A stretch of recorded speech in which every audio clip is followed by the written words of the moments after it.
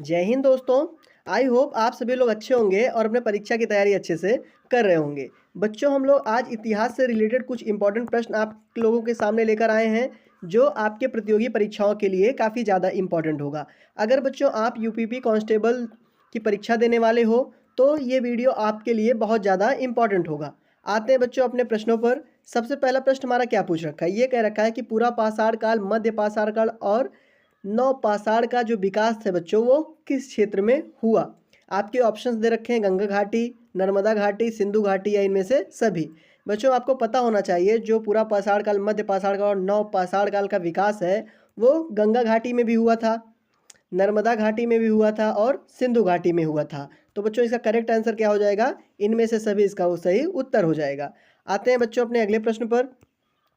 अगला प्रश्न आपका क्या पूछा है, ये कह रखा है कि दक्षिणी पूर्वी राजस्थान की संस्कृति को क्या कहा जाता है।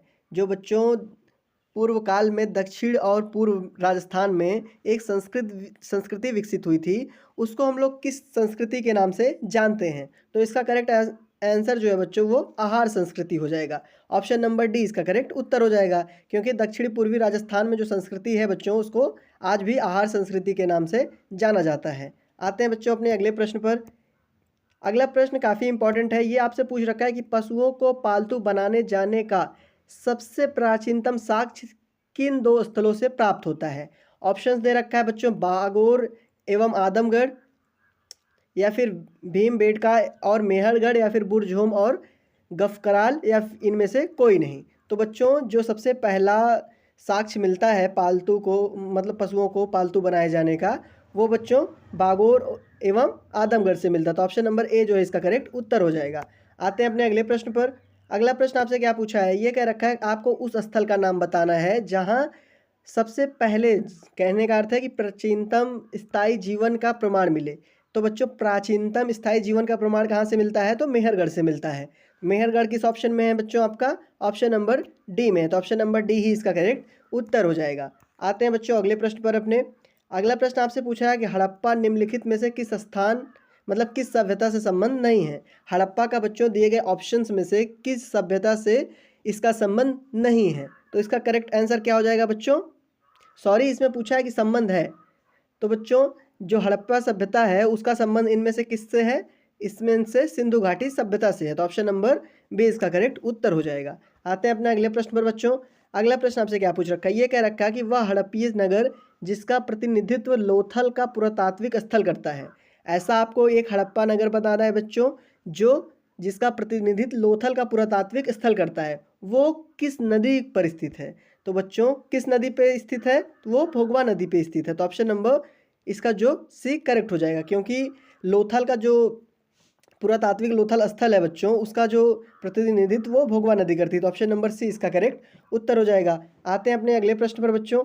अगला प्रश्न आपसे क्या पूछ रखा है बच्चों, ये कह रखा है कि आपको सूची 1 से सूची 2 का मिलान करना है। सूची 1 में है प्राचीन स्थल दे रखा है, सूची 2 में पुरातात्विक खोज दे रखा है। आपको उन दोनों का सुमिलित करना है। तो बच्चों आप देखो इसमें लोथल इनमें से किससे संबंधित है। जुता हुआ खेत से है, गोदीबाड़ा से है, पकी हुई मिट्टी से बनी हल की बच्चों, या फिर हड़प्पा लिपि के बड़े आकार के 10 चिन्हों से। तो किसका प्रतिनिधित्व करता है बच्चों, आपको पता होगा जो ए है बच्चों वो आपका गोदीबाड़ा से मतलब लोथल का संबंध जो है वो गोदीबाड़ा से है। और बच्चों जो कालीबंगा है इसका साक्ष्य किससे मिलता है, जूता हुआ खेत से। और धोलावीरा का बच्चों संबंध किससे मिलता है, धौलावीरा का हड़प्पन लिपि के बड़े आकार के 10 चिन्हों के वाला एक शिलालेख से मिलता है। और वनावली का बच्चों पकी मिट्टी की बनी हुई हल्की प्रकृति मिलती है। तो बच्चों ये तीनों किस ऑप्शन में दे रखा है, तो ऑप्शन नंबर बी में ये कूट दे रखा है। तो ऑप्शन नंबर बी इसका करेक्ट आंसर हो जाएगा। आई होप बच्चों आपको कुछ प्रश्न में से पहले से पता हो। आते हैं अपने अगले प्रश्न पर। अगला प्रश्न क्या है, ये पूछ रखा है कि हड़प्पा संस्कृति में निम्नलिखित स्थलों में से कौन सिंध में अवस्थित है। ऐसा बच्चा कौन सा इसमें हड़प्पा संस्कृति का स्थल है जो सिंध में अवस्थित है। आपका ऑप्शंस दे रखा है हड़प्पा, चंदहुदड़ो, मोहनजोदड़ो या बच्चों सुरकोटदा। तो इनमें से कौन कौन से ऐसे हैं बच्चों जो अभी भी मतलब सिंध में अवस्थित हैं। आपके जो कूट दे रखा है पहला दूसरा दे रखा है, दूसरा तीसरा दे रखा है, या फिर दूसरा तीसरा चौथा दे रखा है, बच्चों पहला दूसरा तीसरा सभी दे रखे हैं, तो इसका करेक्ट आंसर क्या हो जाएगा बच्चों? दूसरा और तीसरा, क्योंकि चंदहुदड़ो और मोहनजोदड़ो ये दोनों बच्चों सिंध में अवस्थित हैं, तो ऑप्शन नंबर बी इसका करेक्ट आंसर हो जाएगा। आते हैं अपने अगले प्रश्न पर। अगला प्रश्न आपसे पूछ रखा है बच्चों कि आयुर्वेद अर्थात जीवन का विज्ञान का उल्लेख करने वाला सबसे पहले कहाँ मिलता है? बच्चों ये थोड़ा टाइपिंग में मिस्टेक हो गया है, सर्वप्रथम होगा बच्चों, सर्वप्रथम लिखा ही है, इसको आप सर्वप्रथम कर लीजिएगा कि आयुर्वेद अर्थात जीवन का विज्ञान सबसे पहले कहाँ मिलता है। तो बच्चों कहाँ मिलता है? तो सबसे पहले अथर्ववेद में मिलता है, तो ऑप्शन नंबर डी इसका करेक्ट उत्तर हो जाएगा। आते हैं अपने अगले प्रश्न की ओर बच्चों। ये पूछ रखा है आपको प्राचीनतम विवाह संस्कार का वर्णन करने वाला विवाह युक्त किस में पाया जाता है? जो बच्चों सबसे पहले विवाह संस्कार का वर्णन करने वाला विवाह सूक्त है वो किस में पाया जाता है? तो वो किस में पाया जाता है बच्चों? वो ऋग्वेद में पाया जाता है, तो ऑप्शन नंबर ए इसका करेक्ट उत्तर हो जाएगा। आते हैं अपने अगले प्रश्न पर। अगला प्रश्न आपसे पूछ रखा है बच्चों कि निम्नलिखित 4 स्थानों में हुई बौद्ध संगतियों का सही कालक्रम नीचे दिए गए हुए कूट से आपको ज्ञात करना है। जो बच्चों 4 स्थानों पे बौद्ध संगति हुई थी उसका आपको कालक्रम के अनुसार नीचे दिए हुए कूट को ज्ञात करना है। बच्चों इसमें क्या क्या दे रखा है? वैशाली दे रखा है, राजगृह दे रखा है, कुंडलवन दे रखा है और पाटलिपुत्र दे रखा है। तो इसका बच्चों सही क्रम क्या होगा?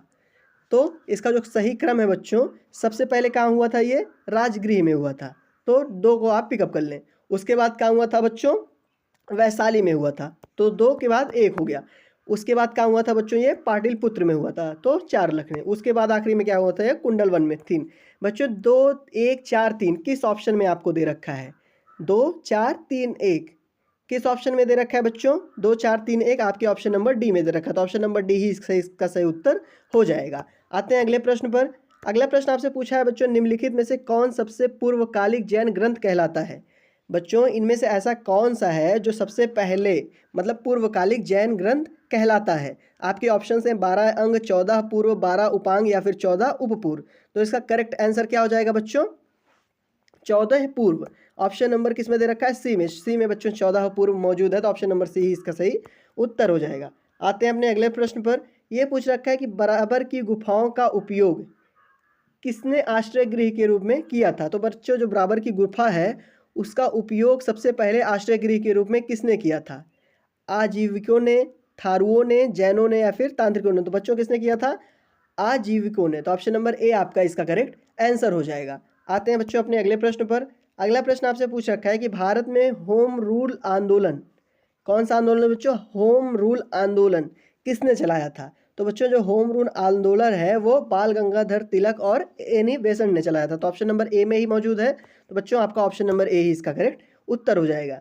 आते हैं अपने अगले प्रश्न की ओर। इसमें पूछ रखा है कि 6ठी शताब्दी ईसा पूर्व के 16 महाजनपदों के विषय में निम्नलिखित में से किस बौद्ध ग्रंथ में इसकी सूचना मिलती है? बच्चों जो 6ठी शताब्दी ईसा पूर्व में 16 महाजनपदों की चर्चा हुई थी वो किस बौद्ध ग्रंथ में उसकी सूचना मिलती है?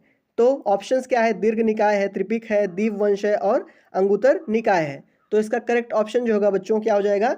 जो 16 जनपद के विषय में इसकी मतलब बौद्ध ग्रंथ की सूचना मिलती है बच्चों वो अंगुतर निकाय में मिलती है। अंगुतर निकाय की किस ऑप्शन में है? ऑप्शन नंबर डी में मौजूद है, तो ऑप्शन नंबर डी ही इसका करेक्ट उत्तर हो जाएगा। आते हैं बच्चों अपने अगले प्रश्न पर। यह पूछ रखा है निम्न मगध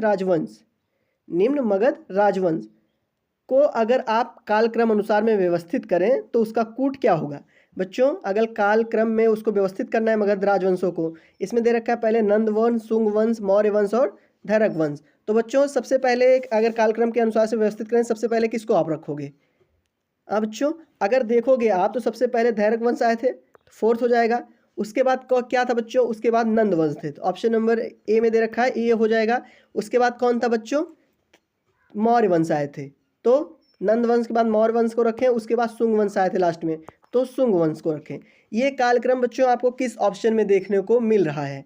ये जो कालक्रम हमने लिख रखा है आपके सामने ये किस में है बच्चों? तो ऑप्शन नंबर बी में है, तो ऑप्शन नंबर बी ही इसका करेक्ट उत्तर हो जाएगा। आई होप बच्चों आपको कुछ प्रश्न इसमें से पहले से आते होने चाहिए। आते हैं अगले प्रश्न पर।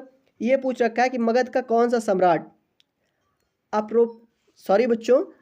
अपरोपसुराम के नाम से जाना जाता है? तो बच्चों अपरोपसुराम के नाम से कौन जाना जाता है? इसमें आपके ऑप्शन हैं बिंदुसार, कालाशोक, अजातशत्रु और महापद्म नंद। तो इस आपका जो करेक्ट आंसर होगा बच्चों इसमें वो महापद्म नंद है, क्योंकि महापद्म नंद को ही अपरोप रसूराम के नाम से भी जाना जाता था। तो ऑप्शन नंबर जो बच्चों डी है वो आपका करेक्ट हो जाएगा। आते हैं अपने अगले प्रश्न पर। अगला प्रश्न आपसे पूछ रखा है कि राजा नंद का उल्लेख अभिलेखीय प्रमाण है, इनमें से कौन सा राजा नंद का उल्लेख का अभिलेखीय प्रमाण है बच्चों? ऑप्शन ए है खारगेल का हाथी गुफा अभिलेख, शायद यही मतलब कन्फर्म है बच्चों कि यही है, मतलब जो राजा नंद का उल्लेख अभिलेखीय प्रमाण है वो खारगेल की हाथी गुफा अभिलेख है। तो ऑप्शन नंबर इसका बच्चों ए ही करेक्ट ऑप्शन हो जाएगा, मतलब ए ही इसका सही उत्तर हो जाएगा। आते हैं अपने अगले प्रश्न पर। ये आपसे क्या पूछ रखा है? ये आपसे पूछा है कि अशोक ने अपने शिलालेखों में अपने समकालीन दक्षिण के किस राज्य का उल्लेख नहीं किया है? बच्चों ऐसा इसमें से कौन सा है जो अशोक ने अपने सारे शिलालेखों में अपने समकालीन दक्षिण के किस राज्य का उल्लेख नहीं किया? तो बच्चों किस राज्य का उल्लेख नहीं किया है? तो ऑप्शन ए है चोल, कुषाण, पांड्य या फिर केरलपुत्र। तो इसका जो करेक्ट आंसर हो जाएगा बच्चों वो कुषाण हो जाएगा, क्योंकि अशोक ने कुषाण राज्य का उल्लेख नहीं किया। तो ऑप्शन नंबर सी इसका करेक्ट आंसर हो जाएगा। आते हैं अगले प्रश्न पर बच्चों। ये पूछ रखा है आपसे गुप्त साम्राज्य के पतन के विभिन्न कारण थे। गुप्त साम्राज्य के बच्चों जो पतन हुआ था उसका तो बहुत कारण थे, उनमें से कौन सा कारण नहीं था? बच्चों ऐसा कौन सा कारण था इसमें से नहीं था जिससे गुप्त साम्राज्य का पतन हुआ था? ऑप्शन क्या आपका हुड़ आक्रमण है, प्रशासन का समातीय ढांचा है, उत्तरवर्ती गुप्तों का बौद्ध धर्म स्वीकरण है या फिर अरल आक्रमण है? तो बच्चों अगर नहीं पूछा है इनमें से हुड़ आक्रमण की वजह से गुप्त साम्राज्य का पतन हुआ था, प्रशासन का समांतीय ढांचा की वजह से बच्चों ये भी सही है, फिर उत्तरवर्ती गुप्तों का बौद्ध धर्म स्वीकार करना ये भी था, मतलब कह सकते हैं जो नहीं था वो अरल आक्रमण है। तो ऑप्शन नंबर डी बच्चों इसका करेक्ट उत्तर हो जाएगा। आते हैं अपने अगले प्रश्न पर। यह पूछ रखा है कि प्राचीन भारत के विख्यात चिकित्सक धन्वंतरि ने अपना परामर्श किसके दरबार में दिया था? तो बच्चों जो भारत के विख्यात चिकित्सक से जिनका नाम धन्वंतरि था, उन्होंने अपना जो परामर्श था वो समुद्रगुप्त के साम्राज्य में दिया था, मतलब इन्हीं के बच्चों दरबार में दिया था, समुद्रगुप्त के दरबार में इन्होंने अपना परामर्श दिया था। तो ऑप्शन नंबर ए इसका जो है वो करेक्ट आंसर हो जाएगा। आते हैं अपने अगले प्रश्न पर बच्चों। अगला प्रश्न पूछा है कि निम्नलिखित में से किस चोल शासक को चोल गंगम नामक वृद्ध कृत्रिम झील बनवाने का श्रेय दिया जाता है? जो मतलब वृहद कृत्रिम झील थी उसका जो श्रेय है वो इनमें से किसे दिया जाता है? किसे दिया जाता है बच्चों? राजेंद्र को दिया जाता है। तो ऑप्शन नंबर बी इसका करेक्ट उत्तर हो जाएगा। आते हैं अपने अगले प्रश्न पर बच्चों। ये पूछ रखा है कि मोहम्मद गौरी ने जयचंद्र को किस युद्ध में पराजित किया था? बच्चों जब मोहम्मद गौरी ने जयचंद्र को पराजित किया था, आप जयचंद्र को सही कर लीजिएगा, तो वो कौन सा युद्ध था? तो बच्चों वो कौन सा युद्ध था? वो चंदावन का युद्ध था बच्चों, जो चंद्रावन है यही युद्ध हो रहा था उस समय। तो ऑप्शन नंबर सी इसका करेक्ट आंसर है। अगले प्रश्न पर चलते हैं बच्चों। ये पूछ रखा है कि निम्न मुस्लिम बादशाहों में से किस एक ने मूल्य नियंत्रण निम्न मुस्लिम बादशाह लागू किया? तो बच्चों ऐसा कौन सा मुस्लिम बादशाह है जिसने मूल्य नियंत्रण लागू किया? क्या लागू किया? मूल्य नियंत्रण। तो किसने लागू किया था? तो बच्चों अलाउद्दीन खिलजी ने। तो ऑप्शन नंबर ए इसका जो है वो करेक्ट आंसर हो जाएगा। आते हैं अपने अगले प्रश्न पर। अगला प्रश्न आपका पूछ रखा है कृष्णदेव राय के दरबार में अष्टदिग्गज कौन थे? बच्चों कृष्ण राय का जो दरबार था उसमें अष्टदिग्गज जो थे वो 8 तेलुगु कवि थे। तो ऑप्शन नंबर बी इसका करेक्ट आंसर हो जाएगा। आइए बच्चों आपको सारे प्रश्न अच्छे से समझ में आ गए होंगे और इनमें से कुछ का आंसर आप पहले से जानते रहे होंगे। इसी तरह वीडियो और पाने के लिए बच्चों इस चैनल को सब्सक्राइब जरूर कर लीजिएगा। धन्यवाद।